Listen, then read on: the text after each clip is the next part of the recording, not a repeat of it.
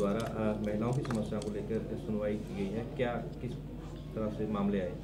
जी, हमने I think 7 से 8 जिलों के मामलों में जो हमारे पास आयोग में कंप्लेंट आई हैं तो उनको सुना गया है और अभी भी सुना जा रहा है। और कल और आज आज हमारे यहाँ इसका समापन होगा। तो अलग अलग मुद्दों पर कंप्लेंट्स आई हैं, दहेज हत्या, पुलिस के अगेंस्ट, इवन महिला पुलिस जो हैं उनके घर में क्या समस्याएं हैं, बहुत से संगीन से मामले आज आयोग ने और कल हम लोगों ने सुने हैं।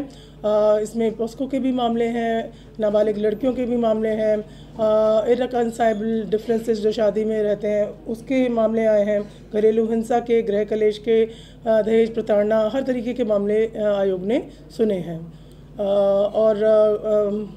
कुछ मामलों में जिन्हों में हमने और ज़्यादा केसेस की हेयरिंग लगाई थी, कुछ की हमारे पास एक्शन टेकन रिपोर्ट आ गई है जो कि जिसमें संतुष्टि पाई गई है, उनको हमने मैटर्स को फाइल कर दिया है।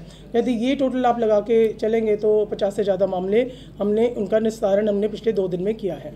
तो अगर बात की जाए ज़्यादातर क्या मामले हैं महिलाओं को लेकर, हिंसा की जो बात की जाए तो ज़्यादातर मामले क्या हैं आज जो सुनवाई के दौरान?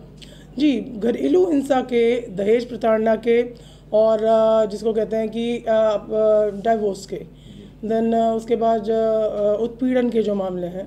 सो ज़्यादातर फैमिली मैटर्स इस बार ज़्यादा आए हैं, जिसको आप समझ सकते हैं।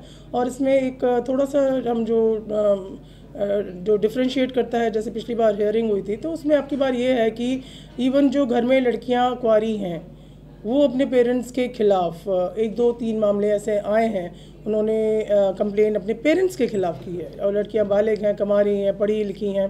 सो कुछ it's very different kind of approach जो कि एक उभर के एक मुद्दा हमारे को सामने नज़र आ रहा है जो कि चिंता का विषय है। सो कहीं ना कहीं इवन पेरेंट्स भी फ्रस्ट्रेटेड बच्चों को देखकर रहते हैं, या फिर उनको लगता है कि बच्चे इंडिपेंडेंट हैं, या फिर बट अगर आयोग में कोई कंप्लेन आती है तो वो एक बहुत ही लास्ट स्टेज पर जब अति हो जाती है तभी हमारे पास कंप्लेंट्स आती हैं। तो वो भी एक बहुत संवेदनशील विषय है जिसके ऊपर आयोग हमें लगता है कि हमें पेरेंट्स की भी काउंसलिंग की बहुत ज़्यादा ज़रूरत है। और यहाँ पर हमने आयोग में Haryana state legal services authority से हमने एक्सपर्ट वकील, 4 वकील हमने उनकी सेवाएं ली हैं, और 1 स्टॉप सेंटर की लीगल काउंसलर्स, उन लोगों की भी हमने सेवाएं ली हैं ताकि मामलों का त्वरित रूप से और बेहतर तरीके से निपटान हो सके, जो कि हम कोशिश कर रहे हैं और अभी चल रहे हैं मामले, as you can see that. जी, एक्चुअली हमारी Haryana state legal service authority ये जो प्री मैरिटल काउंसलिंग सेंटर्स होते हैं बेसिकली उन्हीं का अंडर आता है। तो मैं पर्सनली जाके यहाँ पे जो मेंबर सेक्रेटरी हैं हरियाणा स्टेट लीगल सर्विसेज के, उनसे जाके मैं प्रमोद गोयल जी से मैं मिली थी और इस बारे में हमारी बात हुई थी। तो रिवाड़ी में एक सेंटर बना है एंड उसमें एक जैसे नहीं होता, जैसे हमारे यहाँ पे 1 स्टॉप सेंटर्स बने हुए हैं, तो that requires a proper structure, एक हर जिले में बनना चाहिए। सो एक प्रोजेक्ट के रूप में वो काम कराया जाएगा उस चीज़ को। तो अभी हमने उसका खाका तैयार करने की हमारी एक अभी प्रिलिमिनरी हमारी मीटिंग्स हुई हैं। तो ये एक बहुत अच्छा बड़ा विषय है और जो ज़रूर उसका मतलब कि I would say that it is the necessity and need of time. Pre marital counselling, शादी से पूर्व जो काउंसलिंग है, मेडिकल काउंसलिंग है। हम कहने का मतलब ये है कि HIV का हमारे टेस्ट होने चाहिए, या फिर थायराइड के टेस्ट होने चाहिए, या फिर हमारे कुछ ऐसे रोग होते हैं जो जेनेटिक रोग होते हैं। सो यदि वो मेडिकल काउंसलिंग होती है, या फिर कोई साइकोलॉजिकल इश्यूज़ है, या फिर कोई फिजिकल इश्यूज़ हैं, तो अगर प्री मैरिटल काउंसलिंग सेंटर्स होंगे सो आई थिंक बहुत से जो लिव इन रिलेशनशिप से जो रिलेटेड मैटर्स होते हैं वो भी रिजॉल्व हो पाएंगे उससे पहले।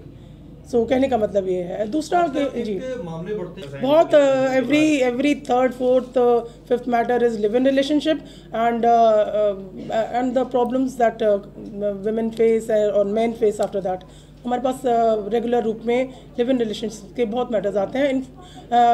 मोर इम्पॉर्टेंटली कि रूरल एरिया से भी, गांव के एरिया से भी इस तरीके के मामले आते हैं। देना चाहेंगे अगर इस तरह के जो मैटर्स आते हैं आपके? देखिए, ऐसा है कि यदि किसी भी महिला ने या पुरुष ने अगर वो लिव इन में आप रहते हैं या रहना चाहते हैं तो ये आपका अपना डिसीजन है कि आप समझते हैं अपने आप को, आप 18 साल से बड़े हो चुके हैं और बड़ी हो चुकी हैं और आप एक अलग घर में रहना चाहती हैं एक ऐसे व्यक्ति के साथ जिसको आपको लगता है कि वो आपसे बहुत प्रेम करता है और आप उसके साथ हर तरीके के संपर्क में रहती हैं, चाहे वो आपका विवाह पूर्व में, and you believe in a liberal open life. So when you believe in that, after that when you claim after 3, 4, 5 months or years कि आप उसी व्यक्ति के खिलाफ एक 376 का पर्चा दर्ज कराने की आप बात करती हैं कि इसने मुझे छोड़ दिया, जब डिसीजन आपका था रहने का भी और छोड़ने का भी या उस लड़के का भी, तो उस लड़के के भी उतने ही अधिकार होने चाहिए मुझे लगता है, at least in live in relationship. And there has to be some kind of एक लॉ या कुछ गाइडलाइंस होनी चाहिए, और maybe some kind of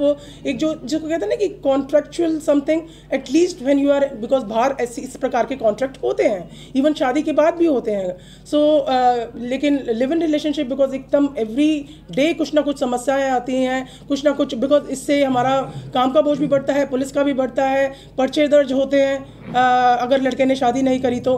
so if some kind of guidelines are there from the judiciary or maybe in the coming years or maybe some PIL can come, तो I think इसमें थोड़ा सा हम जो changing जो परिवेश है इसमें कुछ चेंज आने की कुछ संभावना होगी. तो मैम क्या